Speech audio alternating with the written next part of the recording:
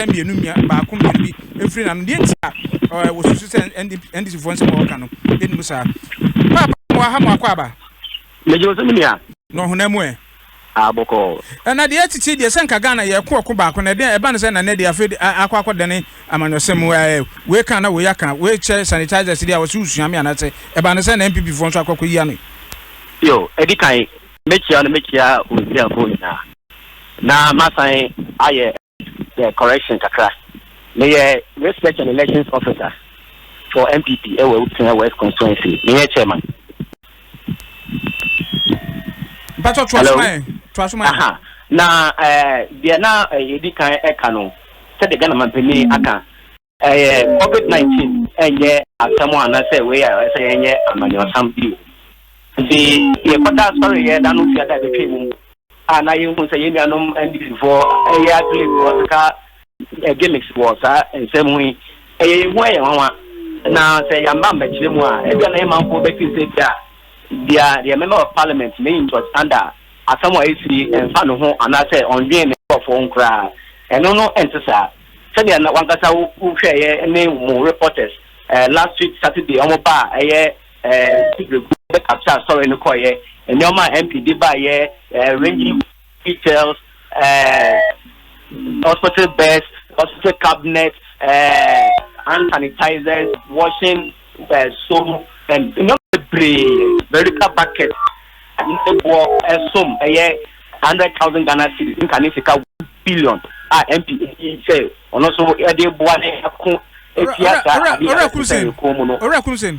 yes sir. Mr. Bebia wono radio bi ha dwin kakra tinka obetwe ho anase obelo wana nka bekwa papa yo I'm saying na me radio home for I don't know yeah and see the make no say someone is enye NDC asem NDC asem mra wo say ye dwen ye nkofo ho mra wo say ye advice ye member of parliament we koso architect Uhunya say yenfa yensa enso ya no yenfa yensa enhihye yenu yenfa yensa enhihye yenu ebetumi capture virus no akọ yehunam ebetuna ho na ya practice the requisite hygienic na yede ato no no say be ya yebenya zero tolerance for COVID for which is now west it is so na better stand some here na eboye in any case so even from this is that and the kind of your buy our from the sector it's unprecedented even at our time and now what say clinic and then see me MP that my it's me one day the resident doctor crowd that's not what you have there okay to me promo as see no you raising to a clinic level over Kenya dey wo ho kwa wuto dey wo ho me no ka say kra see about contract there were medical assistant dey o hwe contract in this person dey bia any name agenda me nkofo apomuden ho sem emfa o ho anase visa then you see the unpack and in any case this is not time to play politics yeah advice and you know kuku ampon and then talk say this is not time for politics this is time to advocate and teach said there omo bibi kan they should sit down now omo for bibi dey am but me to boom for any na M1 we don't yes Orakum si we dey mesere bebre said dey say ya no se aman ha man bebre no Ghana hanso na nyi ye mfiri musa na sebre ya amanyo sama kofem na ye nyina yeko yade anase ye pese ye pam yade no ehu hia se bia NDC ni MPP mpanifo amwo empotem ho no no wankasa mo besia nipa mienu ana miensa bi ebetuma sia na yakase awe ba bi nyema dunu de nka mayi krata anase we be kasetia we be kasetia no wankasa mbe ya empo KMP radio so na me say yeah ko kan sempo me e ba sen na MP aye na media for to say oh this is what openly aye now mo so na mo de na mo ka sem eni mo fa openly no say openly de kwa na e try awo mo pon say openly no kra onye ne nkrofo na wo ba omo candidate na ono o what mama in their 8 years a young better then I'm to be ma wo to west na in any case, in fact, Brana MP Katano on that nation, or acknowledge each and everyone may effort by going above the normal call of duty. Say, your Bashana Sayari, BM Bad Senior, I want to know West Nine, Ghana, the other Abacrano, even two as a Friaco. In any case, MP, I organized to be an effort to crown with the I was thinking, I'll come over here and Ejakumse mpacho adia me pese me do best wie sesi ana pese de pese anka babua ye nyina no se ye so obi funkum a obi mfum nwra MPI ya NDC fo ye mfa ne se NDC fo anhu de waya na so ma nte ase yie ana o makoka bribi anya MPP fo de nanso omanfo na pomden no omanfo na ho 20 no MPP fo muntimi friend NDC fo e okokwa na mka se babia adu no eye Ghana ko e wutu senya West ko enti ye nyina mfiri ho no ma na ye nka fenya kwan minia bebia ye kira aboa no e wana na efane no and before ye nka I was say omumpo empre member of parliament ask it no MP why adie wadwon for ho omo anye ne sa omo ne nam social media ne other platforms omo ese papa ne bi enti yes to say am ekire mu amaye nkofo enwu say indeed this is what the member of parliament are. Sometimes no say yankata na people will take their lives to be the truth of which and so emanates anything I have about clear na yes be MPP for and I say me agenda na team ye politicize in your na no that is not the case. In any case MP constantly as I said obi na yam practice the protocols, stay at home, wash your hands frequently with soap and running water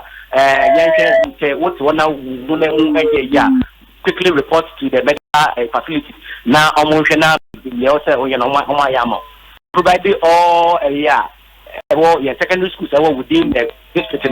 Say, in case of any piano, the rapid response team will quickly get involved and then ensure that never employee. If you know the outside piano, MP no through the district directors in the DC, they are on board that if ya kwata ya hu so mo disanse na beto na na but rekum say ebeda wasi bebe wa chire mu a chire de hia no ene se nyina be ba ko na ebetumi ahwe o manfo de hu nsem ye da papa ora Samuel Kumsin ena ene no ekasa ye no oye constituency panifo no ba ko ewo ewutu senya West Adum 106.3 FM so from to breakers here ena ye de ebro DBS roofing sheet ena aso yasema yetumi ene wo esia awiabre yento aso na yenko yanim yada ho egina emfimfim mantamu ehonmo ena pomdin adwumayefo a wowo emfimfim mantam honmo esrese akande ahodo a won so eboade akoyade ne ho ayede amawo wo sika po a wode ebeye adwuma ne ho ayede amawo ekoba se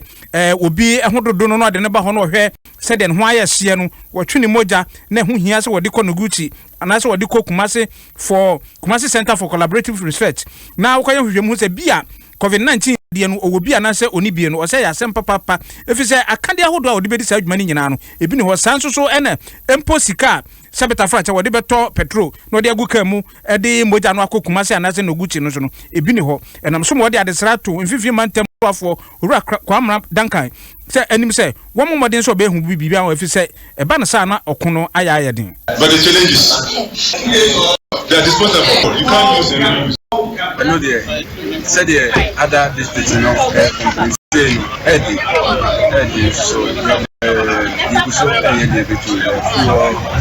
yes, simply for yes, for us and Eddie. Send council Eddie. Young kids back, and I mean, like 3 hours in 3 hours out. He has all come more frequently than you normally do. Amount also Nano ena apomdin kwankyerefo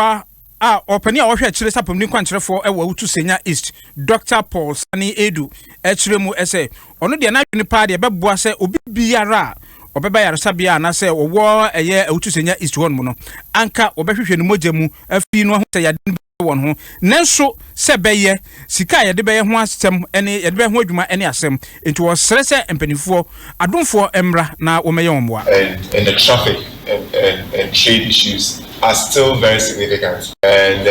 what we call for is to be able to sample every immigrant that comes to Dika as well. We don't have the capacity now,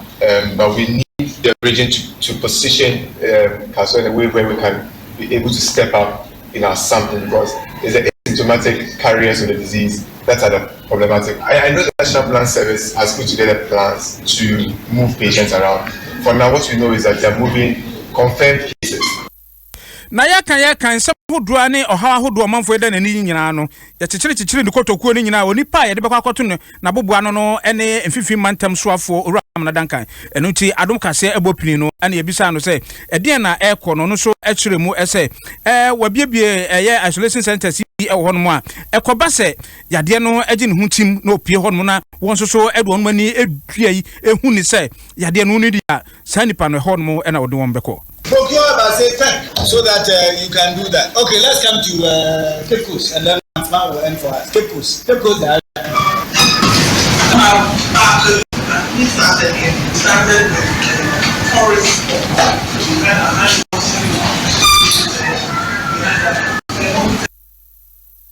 That's so owura kwamna dankan so ena yete no ka nchiriki wode ma se de be ya mfifi mantam so afo mfifi mantam fo nso no ahobo a waye na koba se yade no bi pie ho no obetumi de asoso ano ena oda na di ese na dum 106.3 FM ka ena ede na mprentu breyi ye twa so akoya nim ana ye kwa kopue mu e wo Doma East empesua so na MPP amanyokuo no opani a wodi won anim apre opani a opre bi e wo ho no ene owura Paul Aprakutu Mberima ono so akeka ne nsase ena ode enoma hodo akwakoboa se de be ya ayarasabia hodo ho no ebetumi aso won mu no watumi ede aprepro ho ana so watumi de asiesie ho asia yade no sanso so ena niam ni bi nso ko na nan mahemfo ena omanfo o mpatam ho mu nyina se be ya obi abetumi abon ho ban ede atia yade no no pani a odi anim ede no mai koma mpanifo no ene owura Kofi Pala na sem a ogina so no ene se COVID-19 yade aba no eyo bibia hawo enu nti opani so ese wo ba bepre adwana sabeta frache abato no edu ho no a enipa ena ebekwa koto ama no ena onya adwana so a enipa ena ono won bebe ya adwuma na se koba se yade no fo obi anu mu no pegya no kwa samando a hwan ena obedu on manim eni to the sanitizers ne ni ahodo bebre ena kwa komo Veronica Bakati bi eka ho ena no ma ahodo afi Wanvie Hospital de cement bag aduonunum ena ma wona plywood nso eka ho se be ya obetumi de aye adwuma ena wode Doma East Assembly no so wode 1500 Ghana this eka ho se won famwa dwumadi bi a ekoso ho yodi kan ebedi kan ada Fortune Berima ase ono ne ma yede sanyema ye nyina ayede eko chiche nkuro no nhemfo yede bi akodo akwam hene ho yede bi aba Wanfie yede bi akọ wamnafo yede bi beko asotia no kiremasu yede bi ko nti nkuro akesiensia na ewo constituency na de ahemfo de bi ayede anya bi ye free ho so no Wanfie Hospital de to yanim say na di kan de nema ni doba de ba be so be de to ba ni se yade ne kan bi kura ba bi abede ne be to kura no ho de ne nti be hia nema kakra say omia koye estimate ni be hia plywood hia cement ono so amia ko donate ayede ya ma be say ben fan chassie Eniama odi ekoye enyina no ebi ekopie nananom ahemfo ensem na eye Mansinjas hene ono asoso ene Wanfie hene na di amono asamoa kokotikumi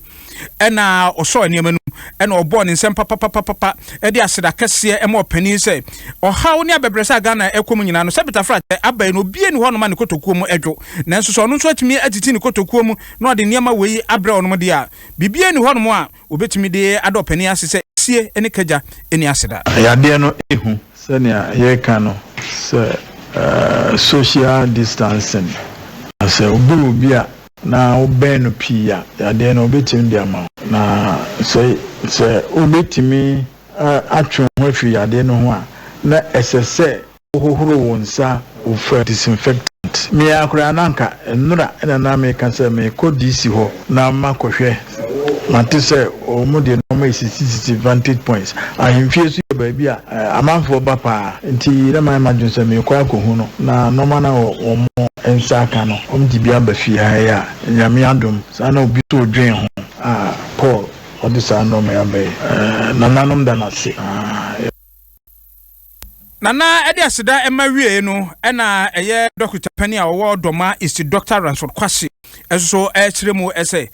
dwuma ye de ɔko a ye kwan nyina nipa sabeta frache wɔn ho anhwɛ a ebetumi akam papapa ɛya pomden adwuma efo fi so bi ɛyare kotodwe yare kra no de ɛbɛba yare sabe bia na covid-19 ni bi ne so akopie ba bi foforo wɔn na obetigan aso onipa no mu enti so anya ahomba mo papa bi a wɔn so yade no ɛde wɔn bɛkɔdo anase bɛha wɔn nti no wɔn so ɛde aseda piesie ɛma opani. I'm very impressed. Say the say obia be say ya my had it very easy for us. Na mo wan to honorable say nyaji pa. The me abai so say na kai na isolation center no ba be emergency case here. Sebe kanu boge we do na so Italy ni Spain. Na so mo ni anu mo nto mo ba intimi inform. Ba at least baby a suspected case ba bit me dey na to. On normal patients no infra. That's I say Oliver Twist always ask for more. Say do how much we dey come cry na mo boy. Na trese de piemu ewo doma it empesua so hon so nananom na dokotafo apom de adwumayfo no de aseda emampanifo a wadom de enoma hodo bi abron se ontumi emfankuntia yade no DBS roofing sheet aso yasen de premto breaker say ebremo adom 106.3 F so ena yenam na yenwasia awiapre yi yeto so akọ yenimu a na ekwakopuemu ewo se krum kumase abonten so efi se omampanin di emra anaso din se eto nkroto bi se enkrantema kasoa enmo ne ade so se nam se yepese yakon yade no na yetumi ekrakra so se de ya yade na setere enti no bia ense de ma obi ankoba ma obi ankwadwuma no man mu so yennim se nipa dodo na ade ade akyin no sabeta frache wampeja bibia nsi wonti so a na wo buada na wokone sa yetoto apum sa nipa no sen na woda se na wodi ade na woye eda biada no enam so ama ensam a epu okumase no ene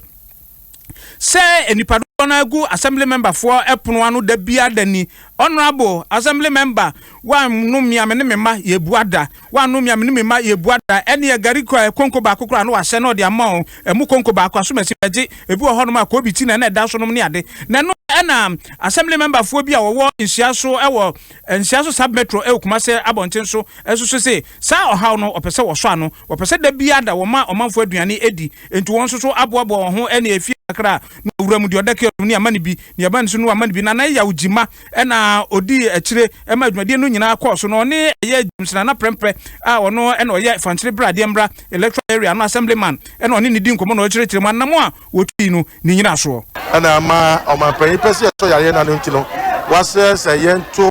yedwadie ni adwuma ye nyina obi a hyeda na otwemi no the sound ye basa na mobo afo omo anyini akurafo ene omo bi wo yempatem omo ne hunu amane pa sa announcement no omanpanyi de ba na no na amanfo tonkra some ma de say mo ye den na mo ye den se bi yenso ni anwo de nte ho be hia se yenso ebe tutu asre yempatemfo. Assembly member for Ayon Modiano no na Resurrection Power and Living Bread Ministries International ono asafo a etua santasi wo kumase no so se dabi asafo mane mpotem ha no ma etini nyina nipa na wa ha sebeta fra to ne nipa antena wudimi ne mwa entena enti se enipa ane yatoto won apom ne so won ko mmade a ye so kakra ye nya no yemfa emwa won enam so emma one day emu $500 de 5 kilos no $500 ana achicha man potem hofu nyina se obi so aja se wunya jibidie kakra na ode asisu ene anwa tumi de aka ho na ne umma ene wabusua adi eno kwasem ne sesi yi de me gitumi ye se de ye no se benyan hweso pa na benyan hweso e de ama asore de a ene nka me metutu asere asore nyina se de obenya bia ma onyana de ne se bi de kura no santi no e bia ode kwa ofere de obenya bia no onfamoa na o man ko ahunyehiem dia yade every kumase ene ne potem e bae no COVID-19 bremu no ahokyeraba na so ne nyina mu no de betumi aye no ene se ebebo ye ho ye se hohoro wonsa fa sanitizers epepa wonsa ho wo de tissue no ne ade no de se ho ahoni die wonfitira aye fin no ne ade ne nyina emprepra ho no nyina kama sabeta frache ba bia wonam no hwe na di wo hu eni afenso so ye sere bebre aprosifo ebo man so no yemfa obuo ni nidie emba won ye wose ye no yenye ne ompese ye beye no so no ma yenye se de beye aga na ye nyina benya hoto ne betumi akrokra yade no ye gina we so na ye de yenkase no asi ya me ka we se DBS roofing sheet a prento breaker se wo so yasene ema yetumi ene wo esiaye kwam kolenu ebo me tindom ebo ame ema metumi de kase ebremu midi ene bafo oredu amo Nyakopon ya adoma ye besa ne asia bi OPD o ye den wa bafo say woni twa say besu busa say wo ye den wa ha enka wo so abeka say see e be ye du se dem o be den wa ha ye nya esi MP no nka ho bi o ka ho bi OPD o ka ho bi bafo OPD wa hwa mema prosifo abobo ye funu mu bafo yes hwe ensembu ho was hwe ni pa o cause one wa we chiro no wo mu tie no wo do so pa o we say ma kochi ankrofo aka say hey wo yes hye dem na say o tag na da o ko mu tie no de o ye nyehu ba wo di bafo how pa o ade show ma me fa aduane we nkyerɛw na hwɛ sɛ wo to aduane we a wo beto no be say say jollof rice ena insuo baako insuo no de ahbi medium ana small ana say big small ma me fa nkyerɛw aduane no kra che no pe ya na say adwumaku no eche aduane we omo de koma hwan o da bi o say de ko orphanage ana so de ko try beto no DJ Willie we 3 cities any 3 cities kura no we do say 5 cities. 5 cities. Yeah, sure. Okay, and they were chicken that so. Chicken was so shitoni. And I mean, they said you be a match shitoni. Ma who say come drink BC can drink. We I mean 8 cities. In fact say 8 cities. Because drinking no cities. And in Shiona 8 or 10. Police for you nana. Away edunia. You the police for. Yeah, they are 7. OPD assembly say. Are you serious? I'm telling you, man. Assembly say. Yanka ho asem. Yanka ho asem. We need to. And yet, apart from that, we are kataban police for ni jina so. Na what sign unim what sign amano the omni say me aduane we me TB me kan bi hwe OPD yes mama kan bi hwe na me be eni sabi OPD oh yes aduane we a o maye no unim kaka afam cheza ise nipa pampa bi abam was at the forefront kaka afam aduane a kaka afam na otim say omo no ano overnight na me menye chef there but me aduane no na wo mo chairman police for say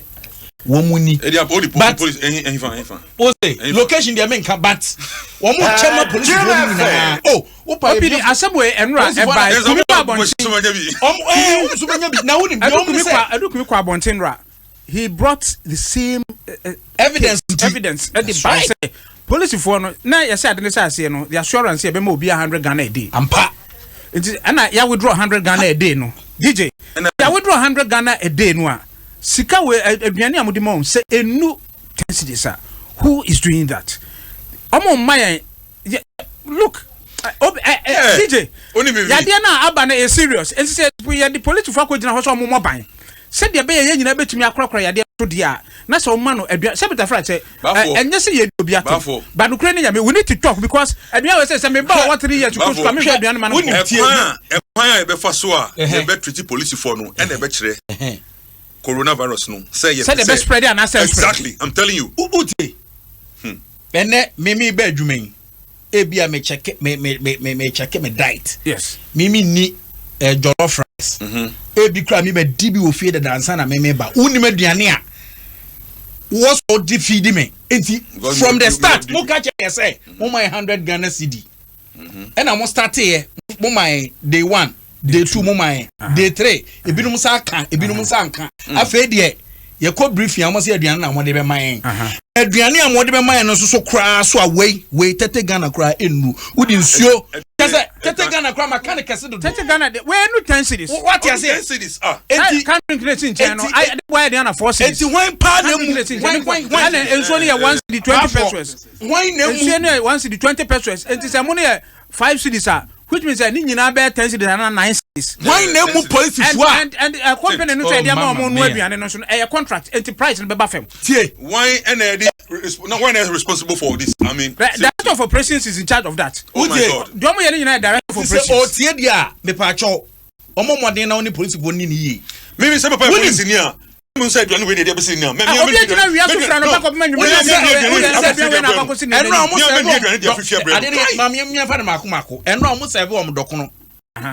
me ba be ya adwuma bia dokono mo have any balls baako ano pa ko me nyum ai what you say omo enesa wo ba na e fa say we to time so a woni ma aduane e de bra bia wo fifie ba wadi say aduane bi kra dada no betu obedi no asa so de abra enra wonim yenya yibi ya na ya be boost immune system so obi victimize DJ victimization me ade ni na bi no person be kasa asem bi ete o say nipa no short misal camp enam say trotro ne ade ntu ono so ni ka ana oba duty wara enam say o police ni nti no ana o man adamfo bi di motorbike e be see no sente sa de a ese so ofo ka 4 ansa no obedu na wo ba obegina ho no ma di sa jollof ye no tennis e de esi ni pono na do ni yiri ni ba ono so tena fi a onya bi ni na aduane a Ghana ha 100 Ghana betimi ano a na one was aduane we memra tumu am be so mu abekche e de ma yen police officials ayen memra so mu am be so mu ye de nkwa to ho